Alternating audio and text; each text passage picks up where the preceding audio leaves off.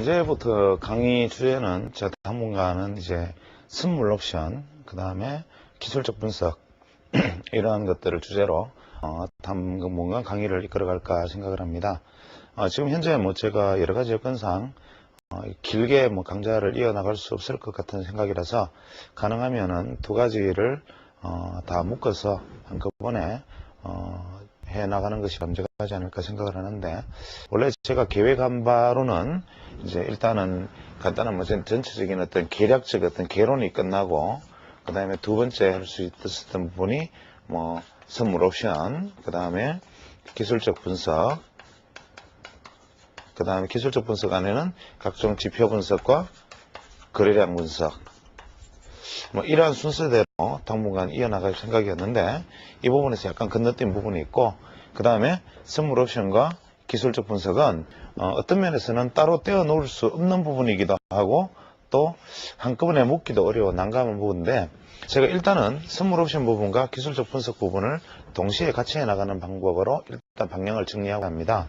특히 선물 옵션의 경우에는 현재 개인 투자자들이 시장에 뛰어들어서 거의 대부분의 개인 투자자들은 선물 옵션이 무엇인지조차 모르는 분이 대부분이고, 그러나 또 일부 전문 투자자분들은 선물 옵션이란 무엇인가 라는 주제의 강의 정도는 오히려 웃어넘기실 수 있는 정도의 수준이지만, 현재 그만큼 우리 시장에서는 어떤 투자자들 사이에 어떤 시장의 갭이 아주 크게 존재하고 있습니다. 어떤 분들은 일봉이 빨간색은 어떻게 빨간 것이냐라고 묻는 분이 있는 반면에, 어떤 분들은 아주 옵션의 전문 투자자가 되어 있는 분이 있죠.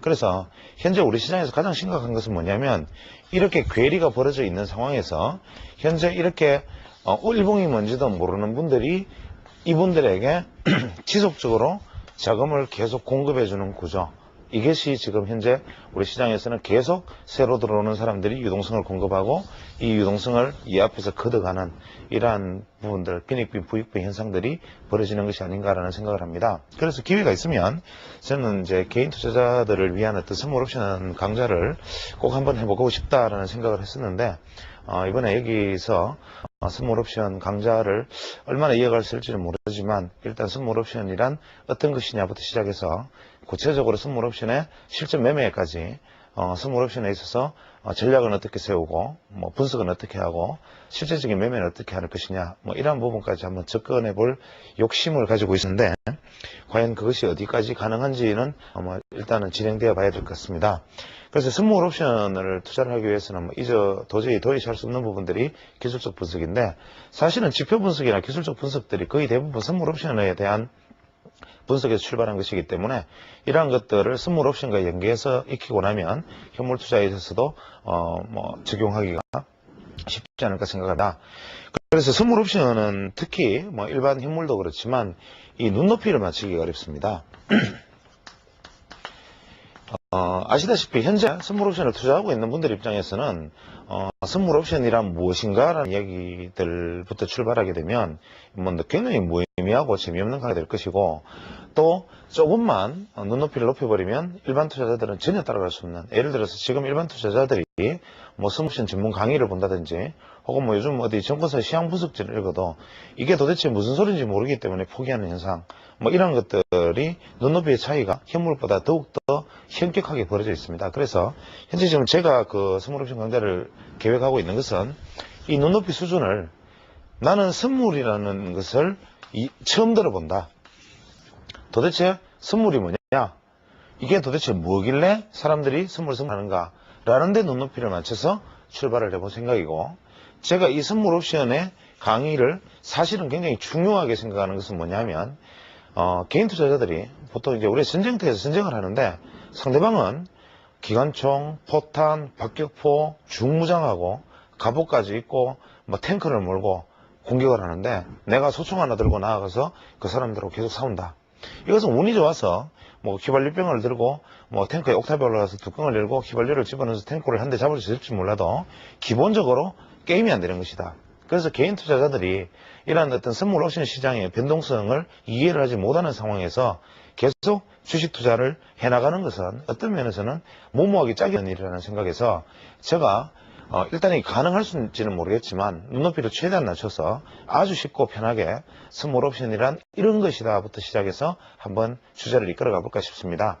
물론 그 중간중간에는 한 1주에서 2주 정도의 어떤 시간에 걸쳐서는 뭐 개론이 되겠고 3주부터는 스몰 옵션에 대해서 뭐 심도 깊은 이야기가 오갈 수도 있겠지만 이런 것들은 일단 처음 대하는 분들이 요 강좌가 끝나는 시점 돼서 뭐 자유롭게 스몰 옵션을 이해할 수 있는 어떤 그러한 시간으로 만들어 볼 생각인데 당분간 뭐 한 1주, 이번 주, 다음 주 정도, 한 2주 정도에는 어느 정도 전문 투자자분들이 보시기에는 굉장히 지루하고 재미없는 내용이 될 수도 있습니다. 그 점에 대해서는 양해해 주시기 바랍니다.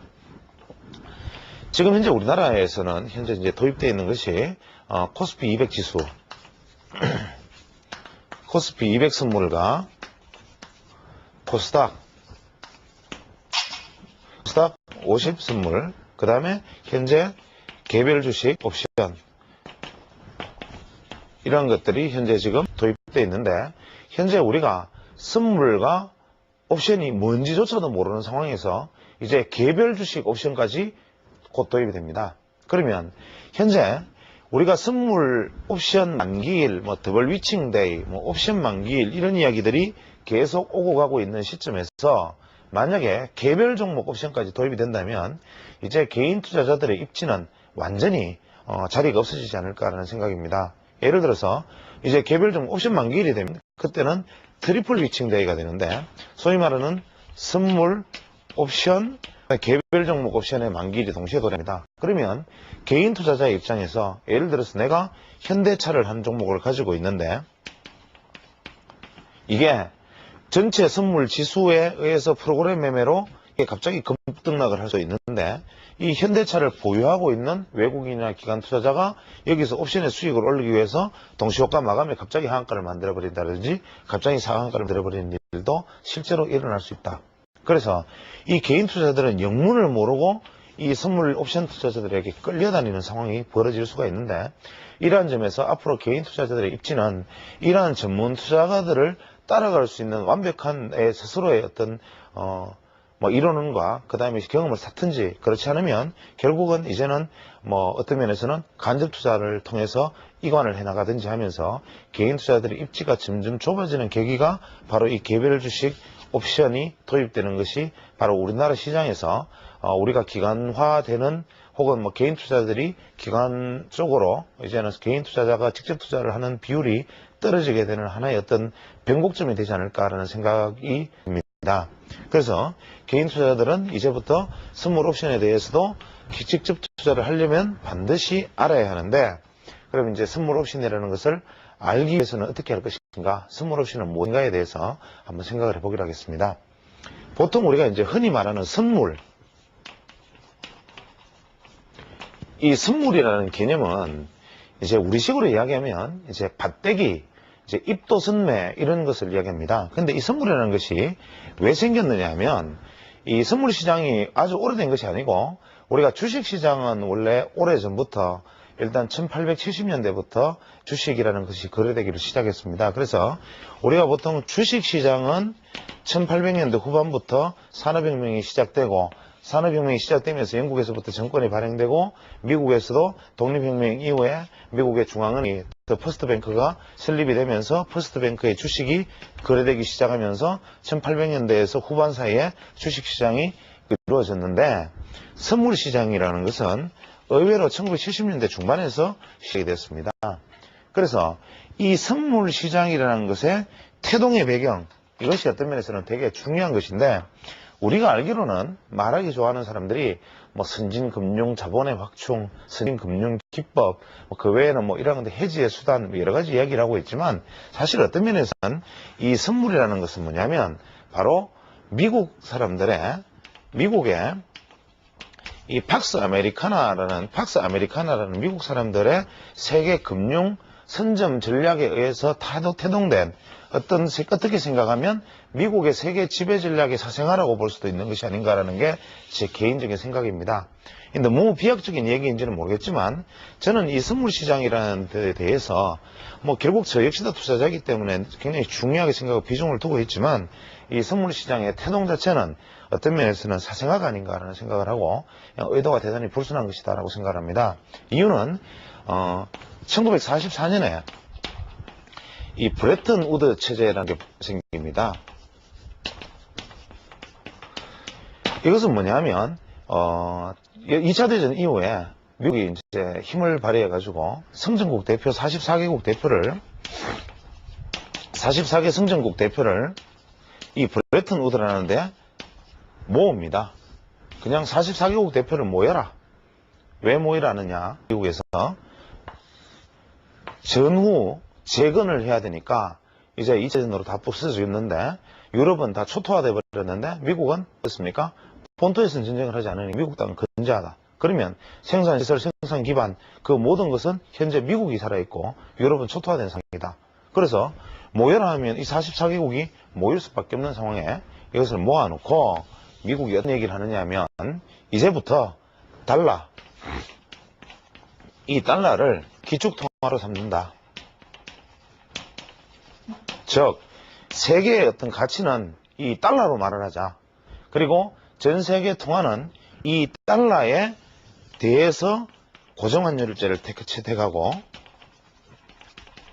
예를 들어서 영국은 1달러당 몇 파운드, 프랑스면 1달러당 몇 프랑 이런 식으로 정해라. 무조건 정해서 이 고정환율제대로 지키면 미국에서 현재 너네들한테 어떻게 하느냐, 전후 복구 자금을 이 가치 있는 달러를 나눠줌으로 해서 그걸로 재건을 해라. 그것은 바로 너네 좋고 미국 좋은 것이다. 이유는 달러 가치를 가지고 달러가 강하면 그 강한 달러를 가지고 너네 나라 들고 가서 그걸로 재건하는데 사용을 해라. 그러면 이 달러 가치가 좋으면 바로 누이 좋고 매부 좋고 한 결과가 아니냐. 그래서 이 브레튼 우드 체제라 그래서 근본위 제도가 도입되고 이것이 바로 고정환율제의 시작이 됩니다. 이 근본위 제도라는 것은 물론 경제학을 하신 분은 잘 알겠지만 예를 들어서 금 1온스당 몇 달러 이렇게 정해놓고 예를 들어서 달러를 가지고 미국 중앙은행에 몇 달러를 제시하면 그만큼의 금을 내어주겠다 라는 어떤 하나의 어떤 약속인데 이 당시에 미국이 얼마나 힘이 세느냐 하면 전 세계에 유통 가능한 금의 물량의 80%를 미국이 소유하고 있었습니다. 그 다음에 전 세계 생산 시설의 생산 능력의 55%를 미국이 소유하고 있었기 때문에 이때 당시에 미국에 대해서 대항을 할 수 있는 국가는 전혀 없었다. 그래서 이때 우리가 마셜 플랜이라는 계획에 의해서 미국이 자기들의 달러를 유럽에 풀어서 그것으로 재건하는 데 계속 사용이 됐는데 미국이 하다 보니까 이게 너무 재미가 있습니다. 왜냐? 달러를 아무리 많이 찍어내더라도 내가 필요하면 달러를 찍어내서 쓰고 달러를 찍어내서 어디 원조를 하거나 대신 원조를 하는 조건으로 그 나라에 대해서 감노하라 배노하라라는 각종 간섭을 다 할 수 있는데 그러다 보니까 재미를 내서 계속 달러를 찍어내가지고 주면 어떻게 됩니까? 달러는 점점 많아지고 금의 양은 정해져 있으니까 이 달러 가치가 떨어지게 돼 있는데 그러면 당연히 통화 가치도 거기에 따라서 변동을 해야 되는데 달러 가치는 떨어지는데 이 고정환율제가 딱 되어 있기 때문에 세계 각국의 가치들은 어떻게 됩니까? 나는 미국 달러는 자꾸 떨어져도 우리는 거기다 고정되어 있기 때문에 미국 달러가 마구 찍어내더라도 미국 달러 1달러 교환을 해야 된다. 이런 불합리한 것이 어디 있는가? 이거로 인해서 자꾸 이제 인위적으로 억눌러진 환율 제재가 점점 문제를 일으키기 시작합니다. 그래서 1968년에 여기에 반기를 드는 것은 이제 프랑스가 반기를 드는데 프랑스가 실제로 여기서 제일 문제가 된 것은 뭐냐면 독일입니다. 독일이 전후 복구가 빨라가지고 여러 가지로 달러를 많이 모으고 했지만 자기가 이제 여러 가지 재화가 많이 모이고 했지만 그 모아둔 달러를 자기들이 모을 때 가치보다 나중에 지나니까 달러 가치가 더 떨어지니까 독일 입장에서는 고정환율제를 포기하고 싶은데 포기를 못하는데 프랑스가 들고 일어나고 또 다른 나라 들고 일어나고 해서 1968년에 드디어 달러 가치의 하락 압력을 이기지 못해서 나중에는 이중 가격제를 채택을 합니다. 이것은 실질적으로 아까 말씀드린 이 브레튼 우든 체제의 어떤 소멸을 이야기하는 것인데, 이것은 뭐냐면 금 1온스당 세계 각국의 중앙은행에서 가져오면 이것은 뭐 예를 들어서 30달러로 교환을 해주고, 민간 시장에서 가져오면 뭐 100달러로 교환을 해준다. 이런 이상한 제도를 가지고 갑니다.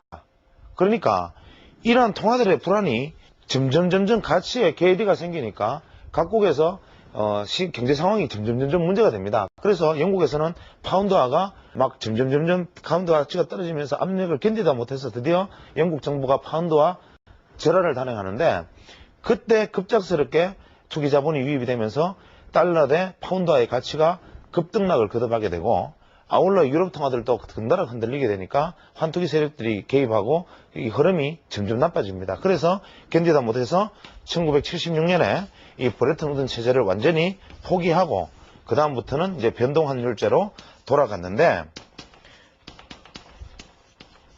이러한 과정을 거치다 보니까 명분은 어떻게 됐느냐면, 미국에서 68년에 이중가격제를 하고 76년에 브레튼 우든 체제를 폐기하고 뭐 이러한 어떤 형태들이 일어나다 보니까 그 순간순간의 어떤 상황에서 이 환율에 대한 어떤 급등락이 세계 경제에 미치는 충격이 너무 크다. 이것을 완충하고 제어하고 해지할 수단을 찾자. 그래서 만들어내는 것이 선물이다. 이런 것이 전통 경제학의 이론입니다. 즉 무슨 얘기냐. 달러 가치가 어느 날 갑자기 달러로 계약을 했는데, 이 달러 가치가 갑자기 한 6개월 후에 반토막이 돼버리면 수출했던 기업이 망해버리는 수가 있고, 또 한 달 후에 달러 가치가 갑자기 2배로 뛰어버리면 수입 기업이 망해버리는 수도 있으니까 이런 식으로 가면 큰일 나겠다.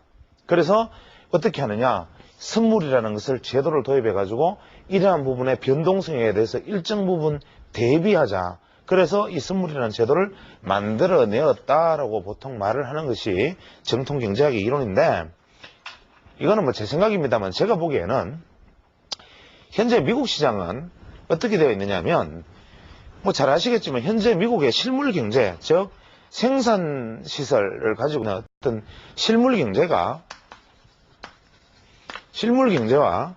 금융, 즉 금융자본의 비율이 금융이 더 큽니다. 이게 6대 8 정도로 더 큰데, 이것은 무슨 이야기냐면, 실제 제가 보기에는 미국은 이거 고무풍선 껍데기 풍선입니다.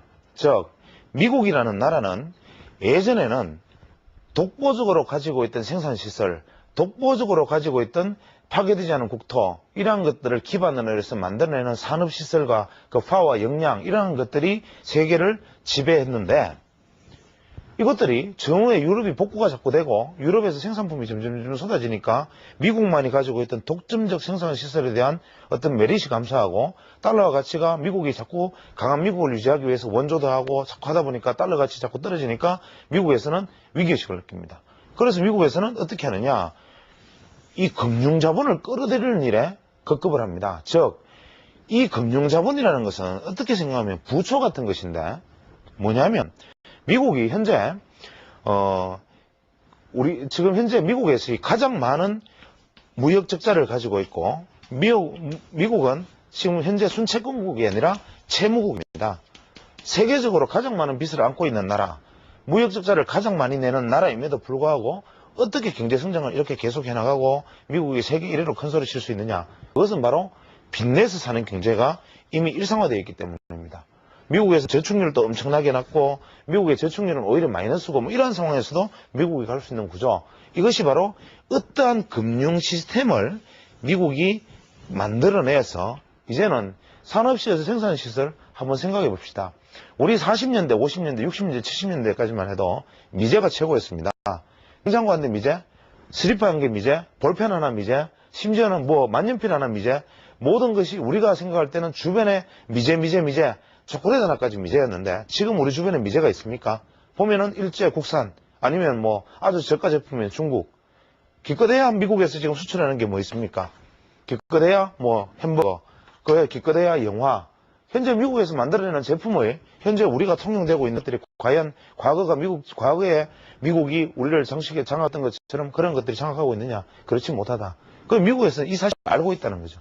이러한 일을 반복적인 경험, 즉 반면교사로 삼은 것입니다. 예를 들어서 산업혁명 이후에 영국에서 생산기술이 발달을 해서 영국에서 처음에 산업에서 전기기관이 발달하고 이 직물을 만드는 직조기가 개발을 되자 이 직조기가 만들어지는 것이 공장화되고 공장이 모여가지고 나중에 주식회사로 발달하는 과정 속에서 영국은 이 만들어낸 재화를 끊임없이 팔아먹을 수가 있어야 되는데, 왜냐하면 못 팔아먹으면 예전에 사람 한 사람이 만들어낼 수 있는 옷의 양은 기껏해야 5명이 입을 옷의 분량이었는데, 이게 직조기가 만들어지고 난 다음에는 기계를 한번 돌리면 100명이 입을 옷을 만들어내니까 나머지 남는 90명의 잉여 어떻게 할 것이냐. 이것을 해소하기 위해서 바로 식민지가 필요했다. 그래서 식민지로 계속 식민지를 확대하면서 생산 공장을 기계를 자꾸 돌리고, 그래도 산업혁명의 생산성이 점점 좋아지니까 식민지가 수요를 다 감당을 못하니까 영국의 노동자들이 기계에 자꾸 일거리를 뺏기니까 나중에 영국 노동자들이 이 기계를 파괴해버리는 노동자들이 러다이트 운동이죠. 러다이트 운동이 일어납니다. 심지어는 이렇게 식민지를 만들어가면서 생산의 잉여를 팔아먹어도 팔아먹지 못하니까 노동자들이 일자리를 뺏겨가지고 만들어낸 것이 도저히 견딜 수 없다 해서 나중에는 공장을 파괴하는 폭동까지 일어나는 러다이트 운동까지 벌어지는 상황이 되었는데, 미국 역시 유럽이 다 부서지고 미국만이 생산 시설을 가지고 있다가 미국이 유럽에 한국전쟁 이후에 한국에 유럽에 베트남에 어디에 막 팔아먹다가 유럽이 재건되고 한국전쟁 이후에 한국이 재건되니까 한국 사람이 나이로니한 말 이제 만들어 신고 그 다음에 밥, 깡통 예전에 드디어 이제 미국에 케이크 이런 거 안 만드니까 우리도 이 정도는 만들어 먹으니까 오히려 유럽 같은 데서 더 물건을 잘 만드는 게 많고 훨씬 잘하고 일본의 전자제품 더 잘 만드니까 미국이 이제 뭡니까? 영국이 대영 제국이 식민지를 잃어버린 것처럼 미국 역시 잉여 상품을 팔아먹을 곳을 잃어버리니까 미국이 가지고 있는 이 실물 자산들이 점점 퇴화하고 이미 가지고 있는 장비를 대개체할 수 없으니까 기구는 노화하고 다른 데서 새로 만들어진, 즉 미국은 전후에 가지고 있던 모든 시설들을 유지를 해내고 새로운 나라는 미국의 원조를 받아서 오히려 더 잘 만들어내니 미국에서 경쟁력을 점점 잃어간다. 그럼 미국에서 어떻게 해야 되느냐? 이 사람들이 유럽, 일본, 한국 이런 것에서 돈을 자꾸 만들어내면 이 돈들이, 잉여들이 그래, 너네들은 물건 만들어라. 대신 물건 만들어서 번 돈을 우리나라로 다 보내라. 그러면 우리는 생산 시설은 없다 하더라도 점점 너네들이 유럽이나 프랑스 이런 데서 물건을 만들어서 하더라도 돈만 우리한테 보내라. 돈만 우리한테 보내면 나는 이 돈을 가지고 계속 굴려나가겠다. 그래서 미국이 유혹하는 상품을 만들어낸 것이 바로 이제 예를 들면 고금리 정책을 유지한다든지 여러 가지 해서 유럽은 금리가 낮은데 미국은 높으니까 이 돈이 이쪽으로 유입이 된다든지 혹은 금융상품, 즉 파생상품을 기발하게 만들어내 가지고 금융상품을 투기자본을 끌어들여서 이 투기자본을 어떤 산업자본으로 전용을 하는 이러한 어떤 것에 익숙했다. 그래서 미국이 이러한 것들을 외국에 있는 어떤 실물 경제에서 밀리는 부분들을 금융경제 커버하기 위해서, 즉 투기자본이든 무엇이든 간에 무조건 미국에 돈이 들어와서 미국 안에서 돈이 떠돌고 놀아라. 미국 안에서 돈이 떠돌고 놀게 하기 위해서 만들어내면 어떠한 금융 시스템, 그냥 중앙은행에서 금리만 많이 주다 보면 중앙은행이 금리 5%, 6%, 7%, 8% 주다 보면 중앙은행이 망할 거니까 어떻게 좀 더 매력적인 상품이 없나. 그래서 만들어내는 것이 이 브레튼 우드 체제에 의해서 공개되는 1976년도 정도 즈음해서 이러한 어떤 사건들과 새 경제의 어떤 표변, 냉전시대 끝, 이러한 것들이 만들어내는 어떤 환율의 불안전을 극복한다는 명분 하에서 만들어낸 제도, 이것이 바로 선물이다. 그래서 어떤 면에서 보면 지극히 지금 제가 말씀드리는 것이 좀 극단적인 이야기인지는 모르겠지만 저는 이러한 어떤 파생상품이라든지 파생상품의 어떤 우리가 흔히 말하는 선진금융이라 그러지만 사실은 선진금융이라기보다는 투기금융의 속성을 가진 것이 선물이다. 그래서 근본적으로 이 선물의 태생은 이것은 사생하다. 즉 원래 애시당초 이것은 해지 목적으로 된 것이 아니라 이것은 바로 투기 목적으로 만들어진 것이다 라는 것이 사실 이것은 핵심이지만 우리가 이론으로 보면 선물이라는 것은 해지 목적으로 즉 미래에 대한 위기 위험을 방지하기 위한 것이다. 즉 예를 들면 선물은 여러분들은 지금 주가지수 선물만을 선물로 생각하시기가 쉽지만 이 선물이라는 것이 뭐가 있느냐 하면 예를 들어서 상품 선물이 있을 수 있고 뭐 금융 선물이 있을 수 있고 뭐 다양한 선물 거래가 있을 수 있습니다. 즉 예를 들어서 석유다 혹은 뭐 콩이다 혹은 뭐 주가지수다. 우리가 대표적으로 우리가 선물 시장을 형성하고 있는 이러한 세 가지, 즉 주가지수는 뭐 환율을 포함하는 개념이 됩니다만은 선물 거래가 가능합니다. 예를 들어서 뭐 현재 석유가 한 배럴당 뭐 20달러인데 혹시나 쿠웨이트전이 땅 터져서 가지고 지금 갑자기 석유가 현물에 갑자기 40달러가 됐다. 석유가 현재 20달러인데 갑자기 이라크하고 긴장 때문에 40달러로 커졌는데 현재 당장 석유는 필요하다. 그러면 석유를 현재 40달러로 내가 사기는 사는데 이것이 긴장이라는 것이 가만 생각해 보니까 크게 갈 일은 아니고 전쟁까지 갈 건 아니고 또 금방금방 마무리되면서 다시 원래대로 떨어질 것 같다. 그러면 내가 이 40달러로 앞으로 3개월 후에 5개월 후에까지 계약을 맺으면 내가 바보다. 그래서 어떻게 하느냐. 현재는 40달러로 내가 사되 미래 6개월 후에는 20달러로 사겠다라는 계약을 맺는다. 선물로. 혹은 뭐 파는 사람 입장에서 20달러를 팔겠다는 계약을 맺는다. 이러한 것이 바로 선물의 해지 개념이고 혹은 지금 선물이 20달러인데 요즘 후세인이 움직이는 꼴을 보니 6개월 후에는 좀 불안할 것 같다. 그러면 40달러에 선물 인도 계약을 맺는다. 뭐 이런 일이 있을 수 있고 곡물은 안정적으로 공급해야 되는 나라에서 현재 우리나라 같은 경우에는 어떻게 됩니까? 가끔씩 살이 남아돌다가 줄어들다 하니까 우리가 살을 수출한다고 가정을 하고 보통 살을 뭐 가마니당 예를 들어서 10불에 수출을 한다 가정을 하면 혹시나 연말에 풍년이 들어서 너무 많이 넘쳐도 곤란하니까 연말에도 10불에 무조건 사갈 사람한테 내가 미리 판다라는 밭대기 계약이 가능하다. 그러면 갑자기 풍년이 확 들어도 이것을 10불에 다 팔아먹을 수가 있고 갑자기 흉년이 확 들어서 가지고 올랐을 때는 손해가 나겠지만 그래도 이러한 것들은 안정적으로 갈 수가 있다. 주가지수 역시 뭐 현재 주가지수가 80에서 현물을 많이 샀는데 주가가 갑자기 폭락해버리면 위험하니까 선물을 매도해서 해지를 한다. 뭐 이러한 개념으로 등장한 것이 선물인데 근본적으로 선물이라는 것은 이치상으로 놓고 보면 예를 들면 석유처럼 고정자본, 고정자산, 즉 석유, 광물 뭐 이러한 것들처럼 이 지구상에서 제한된 만큼의 볼륨을 가지고 있는 것은 사용하면 사용할수록 점점 없어지는 것이기 때문에 이론상은 석유, 뭐 광물 이러한 것들은 현물가보다 선물가가 이치상은 높아야 된다.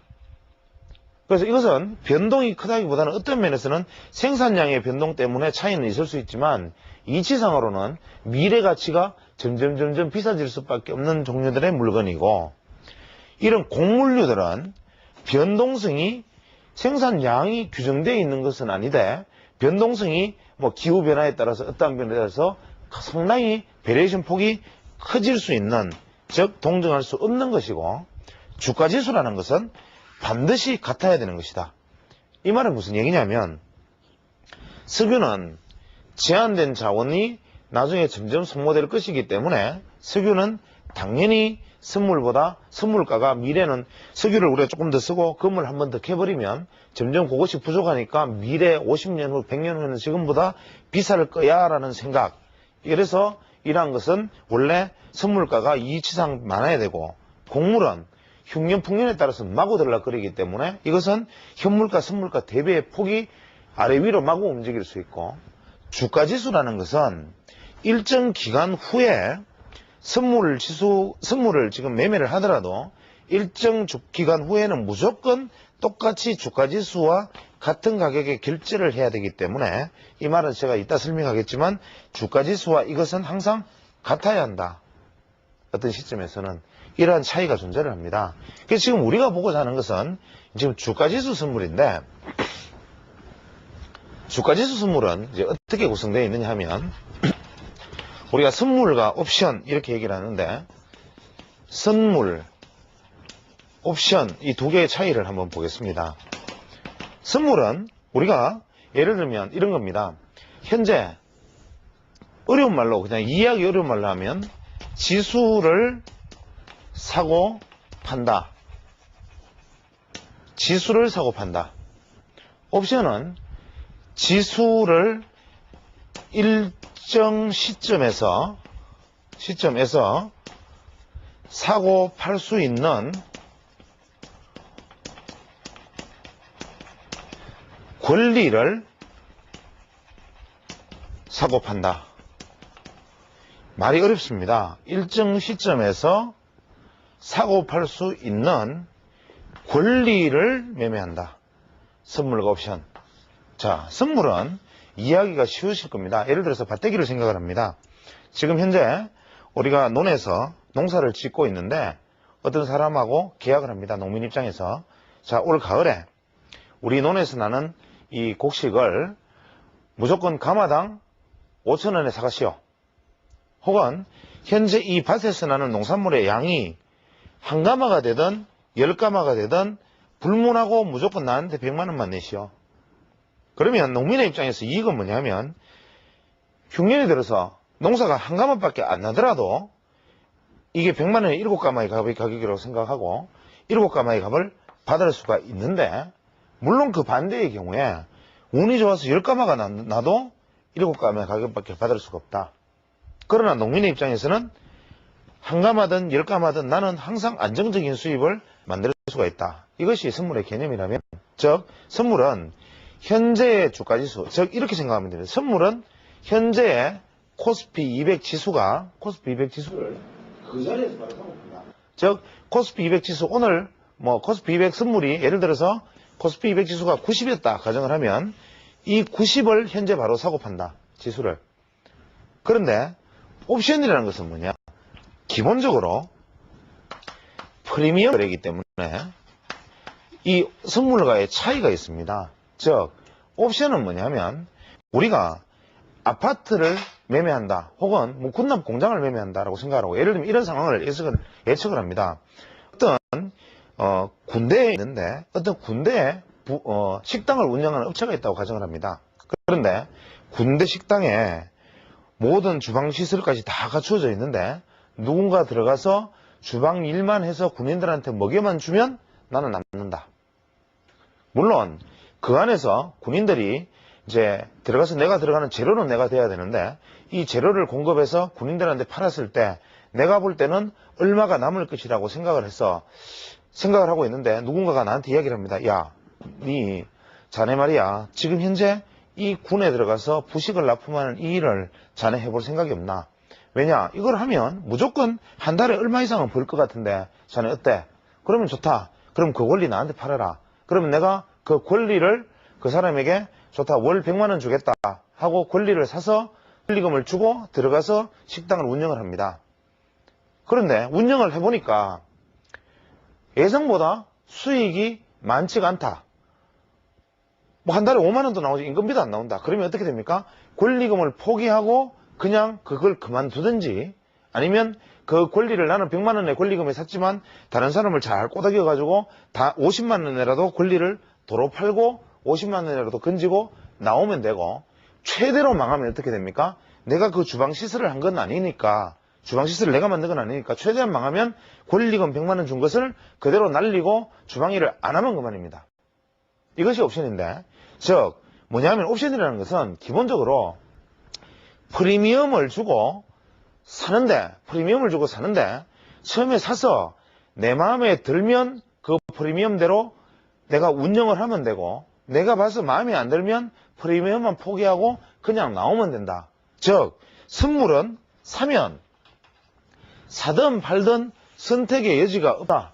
즉 선물은 사서 오르면 이익이고 떨어지면 손해고, 떨어지면 무한대로 손실이 나고 오르면 무한대로 이익이 나는데, 옵션은 내가 사서 떨어지면 프리미엄만 날리고 이것은 권리 행사를 하지 않으면 된다. 오르면 무한대의 이익을 내면 된다. 말을 들어보면 선물보다 옵션이 훨씬 좋은데 여기서 말하는 프리미엄이 뭔지는 제가 다음 시간에 설명을 하겠지만 옵션이라는 것이 이론상 선물보다는 월등하게 좋은 것만은 분명합니다. 그래서 다음 시간에 지금 시간이 부족하기 때문에 다음 시간에 이어서 강의를 진행하도록